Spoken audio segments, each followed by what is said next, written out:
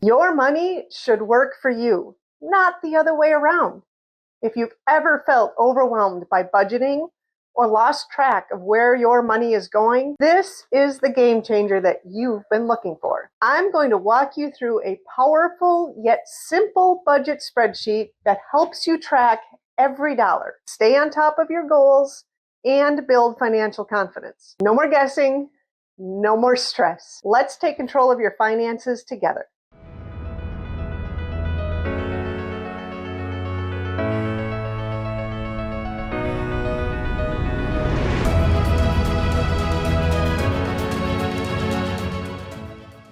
Hello, and welcome to another episode of the Velocity Vibe. Today I wanted to go over a topic that was a very hard lesson for me to learn. And this video is for those of us who've had to learn perhaps the hard way, or maybe you are still trying to learn how to actually set up a budget, track your spending, and understand where your money is going. Come along for this video. We'll walk through a budget spreadsheet that I've been developing for over 13 years at this point. I'm going to walk you through the different pages and sheets I have in there, how they work together, how they help you get a grasp on your money, and where you can find the spreadsheet to use for yourself. Stick around to the very end. I'm going to go over a few tips on how to actually cut back and perhaps analyze those spend, and maybe some tips to help you save a little bit of money in the future. So come along and we're going to go take a look at this spreadsheet. Okay, so we're starting today with the budget planner that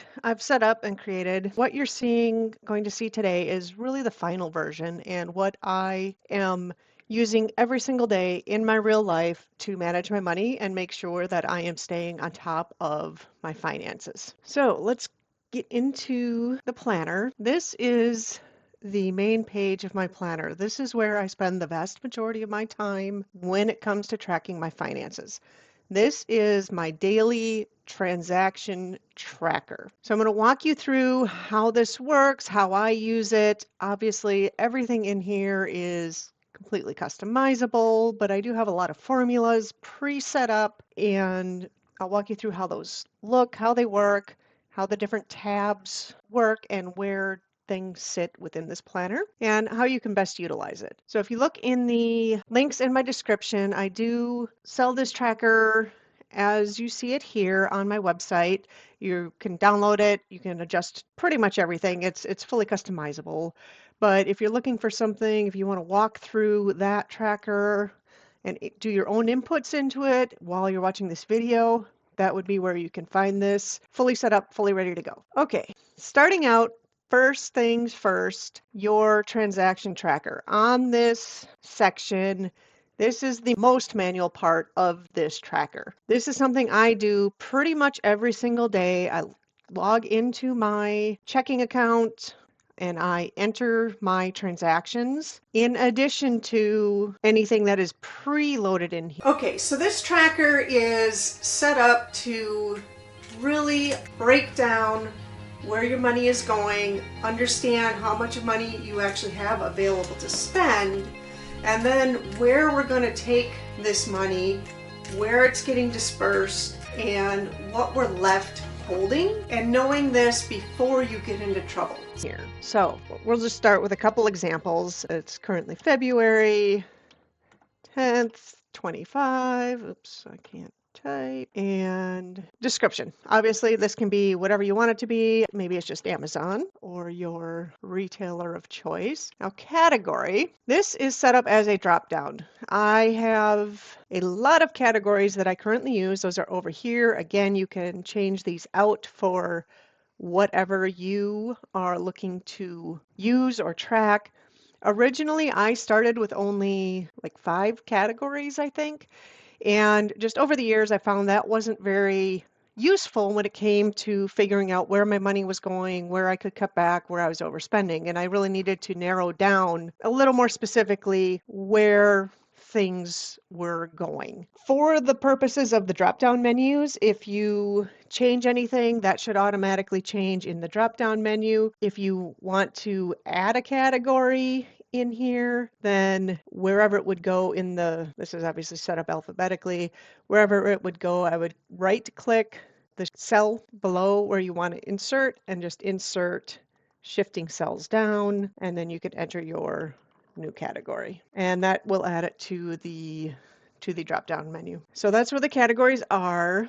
And let's say this one is a vehicle expense. Let's say we're buying a part for a car and it was $35.69. I'm literally just throwing numbers out there. So that's going to auto-calculate this balance. This balance represents our running available funds in our account. So what I do each month is I'm currently paid bi-weekly through my day job, and I will put in the date I'm expecting a paycheck to hit. I will go full-time job. That will be, so these follow the same categories as over there. This is income, main, and let's say it is $18.95 is what my paycheck is.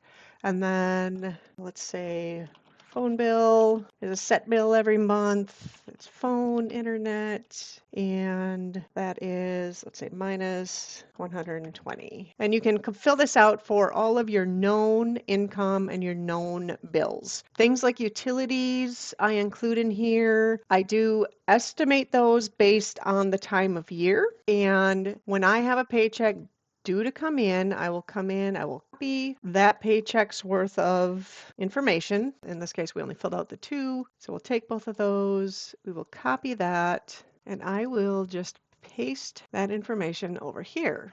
And that will, again, update our actual balance. This is the actual money we have left over. Transfer to savings, and let's say we do $500 to savings. All right. Again, auto balanced. We're tracking each and every transaction here. If you have this filled out for, let's say, $215.25, and we have, full-time job and income main, and let's say that's another $18.95, and then we have whatever. Say we have our rent is due. Usually it's on the 1st, but we'll just put it here. Let's say that's $1,200. What I will do at the beginning of the year when I set this up is I will take and copy these and change the dates and plan this out for the rest of the year. That way I'm not having to think about it. I can just go in and enter it. Do it however you want. I do end up with a couple extra paychecks each year due to being paid bi-weekly, and we do have an annual bonus that comes in, so I like to track that, hence why the little different color here for whatever you would like to make that. But I like to plan it out for the year and just have these,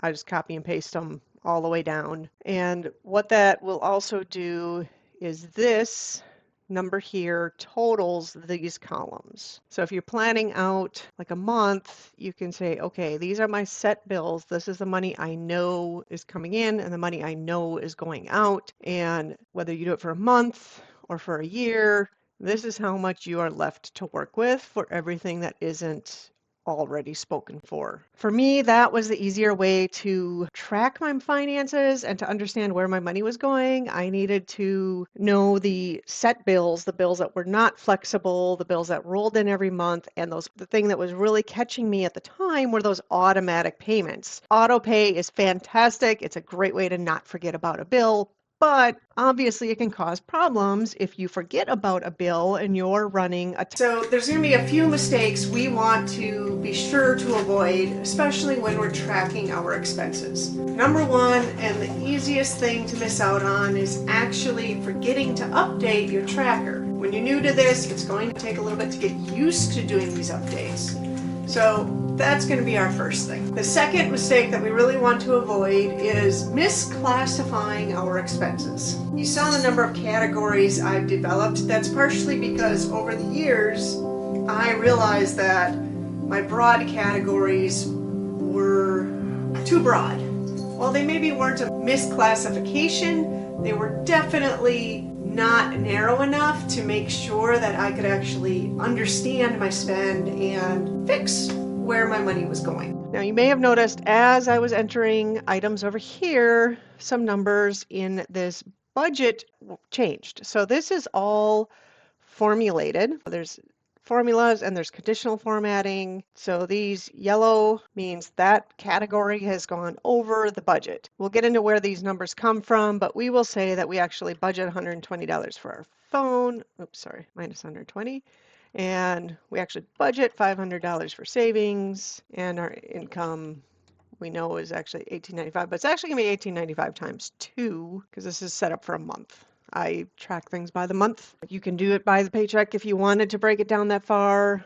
Monthly seems best for me. Most of our bills rotate on a month, so planning for the month is usually best. So income would actually be, and we can come up here in the formula bar, equals that times 2. So you can tell that obviously we are missing money on the income side, but that will hit with your next paycheck. This is where it really starts to break down where is my money going and how am I spending it. So if I have transactions entered for another month, let's say we went and ate out and we spent $55. Okay, these filters are in here. I'm going to take out March because we're only looking at February. And then I'm going to break it down by category. So for each category, then I'm going to come in, income main, $18.95. I will highlight the cells that have information after you've filtered your categories. And right here, this sum total, $18.95, grab that sum, $18.95. I'm going to come over here to these monthly totals, and I would go into income main, $18.95. Now that's a positive, so we enter that as a positive number. Now we'll go check our next category, phone internet. Obviously only 120 because we only have one entry. We'll come over here and phone internet minus 120. And we'll do that for each category for the entire month. Then each month you'll have this running total of, this is my ending balance at the end of the month. This is how much money I do or don't have left over on average. And over time, if you track these categories like this, you will really start to see what your actual spend is in each category. Monthly totals tab that we're going over here is great for over time learning and understanding where your money is going. For myself personally, I have records going back to 2016, which is when I started tracking my monthly total spend. That's been extremely helpful in times when I've had to perhaps have an income change or decided to let go of a part-time job, and I needed to know what categories I was spending more in than perhaps I have in the past. It's also helped me keep an eye on things like inflationary costs and categories that maybe I don't have control over, like the cost of housing or rent, which, as we all know, has gone up significantly. And this is my personal proof of where my budget is going and my ability over time to understand my spending habits and the best areas for me to cut back. Which brings us to our third tab. I would actually recommend copying this tab and making 2 of them. Set one up initially with what you think you spend and what you have available, and then do another one after, say, 6 months of tracking your categorical spend and seeing how much you're actually spending in each of these categories. Come back to this planner and revisit where these dollars are actually looking like. Here again, we would just enter, these are our set bills, this is phone internet, and the amount obviously going to be 120, income $18.95, and then you would over here be like groceries, and let's say we spend $500 a month on groceries. As you can see, these are totaling up over here. This is our total income, so that's summing up these income sources. Remainder after set bills is subtracting them from our total income. This is after our flexible costs. Part of the reason I broke it down this way was so after you have your set bills in here, you actually know how much you have left over to work with in this category. So after you've paid the bills you know are coming out, you are left with, in this case, $575. That $575 you can play around with in these categories. So maybe you're like, okay, I can cut back my grocery bill so I have a little more available for savings. So I want $100 for savings. And that leaves you with $75 left over in this hypothetical example. Setting up a budget, when you look online, when you talk to any financial guru, there's going to be a lot of talk about the 50-30-20 rule or any other various percentage rules.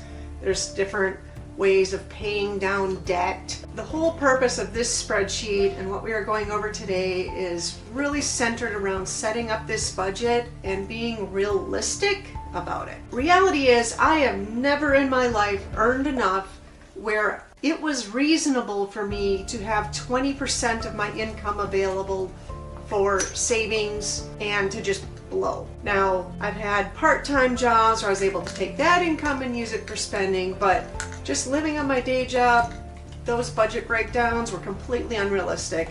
So setting up this budget is about understanding in reality what you have coming in and what you have going out. And then managing all of that, getting your arms around what you have going on in your financial world. This page here is still going to be our main one. Each month when I am done totaling my monthly totals, so I've gone through each of my categories, I've entered each of those totals into the month tracker. I will come back in here, select them all, right click, clear contents. And this is just cleaning it up because I'm picky this way. Select all, there we go. I will move this up to the top because I like to be that way. And then I'll clear it out of here. I do like to include my starting balance. When I do this monthly total at the beginning of the month, I'll look at my starting balance and just write that down on a piece of paper and make sure that once I've cleared everything out and moved all of my current spend up, cleared everything else out, that this is the same as what it was before I started. Make sure that we jot this down when we're doing these monthly totals. This budget tracker just gives us a quick at a glance. Do I still have money available in these categories or am I overspending? If I'm doing good, I budgeted 120, I've only spent, say, 100. It's going to show me I still have $20 left to spend. In this case, I still have $500 left to spend because I have budgeted this much and I've only spent this much. All auto-calculated, making one's life much easier as far as at a glance at any point in the month, am I over or underspending in one of my categories? The colors help call it out and it gives you a very quick view. You can come in here and total up your various categories if you wanted to get an average. So let's say we spent $65 one month. Next month we only spent 12 and then we spent 40. Now if I'm trying to get an idea, like am I budgeting enough for this category, I'll just control click each of those and get my average. So on average, I'm spending $39 a month on bath and toiletries. So if I budget $39 a month, that is about right. Or in this case, I'd probably round it up to 40. And I would just have to be a little more careful about spreading out my spend, or if there is something larger that I purchase, say I buy a kind of costly face cream or something like that, but I only buy it once every few months, making sure that I'm setting aside that amount so I have it available when I need to replace that product. As an example. Be prepared to be flexible. Nothing in here is set in stone. It's all just a click away to change. You are going to need to adjust. You're going to need to adjust the categories. You're going to need to adjust your budget spend. And perhaps you're going to have some unexpected, okay dude, yeah, I love you too. You're going to have some unexpected expenses, whatever the case might be. So make sure you stay flexible. Go into this understanding that your first pass is not going to be the last. If it helps at all, reminder, I've been developing this spreadsheet for 13 years at this point. I still have minor tweaks that I've been making just in the past year or so. Nothing is set in stone. Be flexible. Understand that this is a means to an end, but it's not the end. The hardest part is really getting used to entering these daily numbers. Coming in here each day, checking your account balance and transactions, throwing them into this tracker. There are apps out there that will obviously automatically connect to your account. What I found is that those apps do not categorize things very well. And so I was having to manually go back in and recategorize things. And I also found that they just didn't break things down in a manner that I could track as. If you have any questions, obviously feel free to come back through the video. If you want the tracker, again, the link is in the description. I do have this available on my website if you want this exact one, or you can take this one, you can adjust it to your needs, to what works for you. You know, try it for a couple months, see if it actually does what you need it to do. Highly recommend you keep those monthly totals. They do come in handy in the future, and they will help you adjust this monthly planner. You can copy this if you're looking at, say, a pay raise and you want to kind of see what your budget might look like with a pay raise. This kind of gives you that overview and what you can do differently in the future. The main complaint with a manual tracker like this is the manual tracking. So having to come in and make that time each day to keep an eye on your accounts, to keep an eye on what's going in and out, and having to enter that. Once you get used to it, it's really simple. It's a matter of a couple minutes a day, if that. Once you have your categories set up, once you're used to the flow of things, you just come in each day, just real quick. Plus, this has helped me twice now. I caught fraud immediately, almost, upon it hitting my account. It was not even 24 hours old, and I went in, was doing my daily tracking, and there were transactions that should not have been there, and I was able to immediately stop that fraud before it caused serious damage. So this is the tracker. Again, transaction tracker, auto budget. Once you enter in your categorical goals, everything else is automatic there. Our monthly bills and income, half of the month. You can plan out in advance, so for the next 6 to 12 months. Monthly totals, again, summing up our monthly spend in each category and tracking it over time to see if we have historical spending issues in different categories. And last but not least, our monthly planner, which we can use now or in the future. Okay, if you have any further questions or if you'd like any follow-up videos about the budget tracker that I've personally been using and developed, feel free to leave some comments. All right, and as promised, I wanted to go over a few things to help you cut back some expenses, perhaps some areas to think about where you can perhaps up those savings a little bit, or maybe you just realize that your spend versus your income isn't aligning very well. So a few things that I want to cover.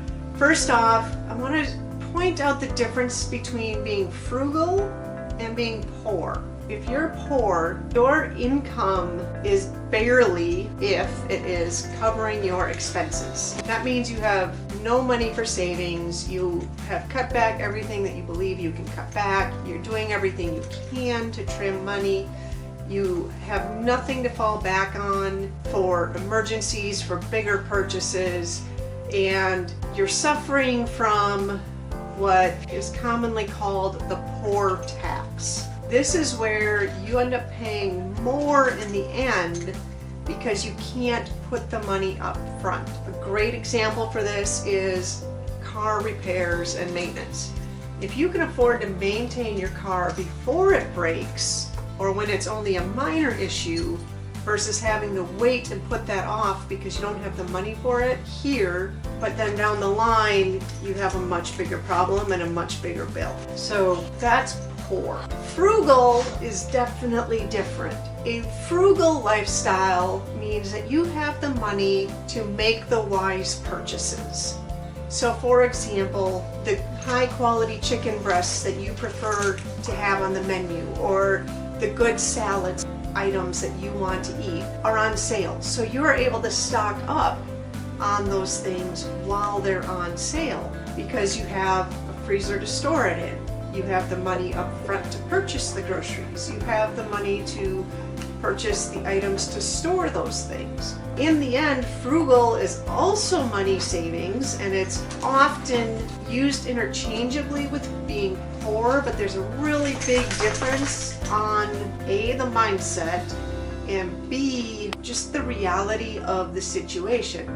Being frugal, I do a lot of my own work on my vehicle. I use a private mechanic for the work that I can't do myself. The difference between that and being poor is the fact that as soon as something happens or is wrong or is due to be done, I take care of it and I can get it taken care of. That's being frugal. Being poor is I don't have the money for that oil change, so I have to put it off, which means that I'm now causing excess wear and tear on my engine, and maybe not tomorrow, but down the line, I'm probably going to shorten the life of that vehicle prematurely. Like I promised, I just want to go over a few cost-saving tips, easy ways for you to trim back. Check out the different grocery stores in your area. Whether you only have a couple options or maybe you live in a more urban area and you can, within a 15, 20, 30-minute drive, you have a wide variety. Visit each store and do some comparison shopping. Check out what different things cost at each store. You might find that it's worth your while to go to a couple different stores, even with the extra time involved, if they have a large quantity of a certain type of product that is much cheaper than the other stores. So for me, Sprouts is in our area, and Sprouts has some of the best prices and quality of fresh vegetables and fruit, so produce. Their meat is often quite decent and the price is competitive. So if I'm wanting fresh produce, Sprouts is my go-to. I can pick up a couple other things if I need them there. I don't find them as budget friendly for certain other items, but when it comes to the produce, bulk nuts, that sort of thing, in my area they can't be beat. Another one is Trader Joe's. When I was buying frozen meals or quick lunches that I wanted to be reasonably healthy about, and they had a variety of other things that going through the store proved to be worth the trip every now and then. Kroger, close by, it's easy to get to. If I just need one or two things, I'm saving gas, I'm saving time, worth it, even if the items cost a little bit more than somewhere else. The other huge one in my world, we have Lidl, which is similar to an Aldi's, but it's primarily European products. And Lidl, I have been super happy with. The quality has been spectacular. The price point has been spectacular. I like to read ingredients. They don't have a bunch of crap in their food. Love it. Okay, shopping around.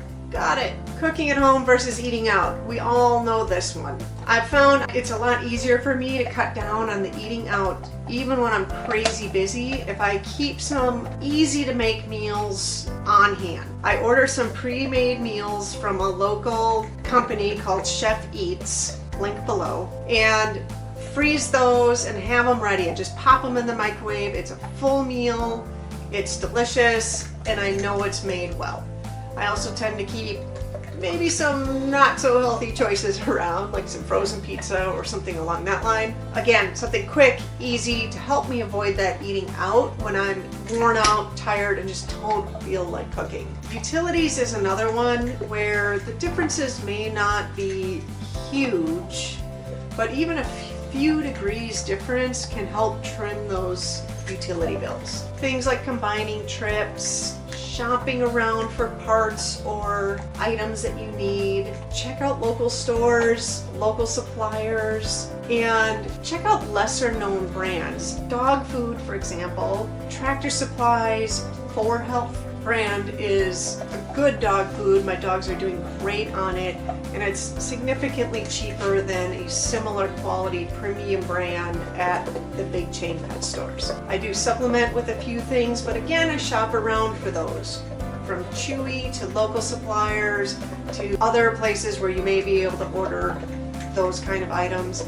I do order a couple supplements for my dogs off of Amazon. Those links are also in the description if you're interested. If you're really wanting to get in depth on some cost saving tips, let me know in the comments below. I can go over more specific items and the savings involved. That would require a separate video. It's a bit much for right now. But if that is something that interests you, let me know in the comments. If you found this spreadsheet and what has worked for me helpful, also please let me know. Again, this specific spreadsheet in a blank copy is available on my website for purchase. It's completely customizable, but it's all set up. The formulas are all built in. It's all formatted and ready for you to start entering your transactions tomorrow if you like the way it's set up. If you want to change a few things, again, fully customizable. The link to the spreadsheet in my shop is also in the description if you want this specific one. Otherwise, hopefully this video gave you some ideas on how you want to set up your own spreadsheet if you wanted to create your own. Thanks for joining us, and we'll see you on the next one.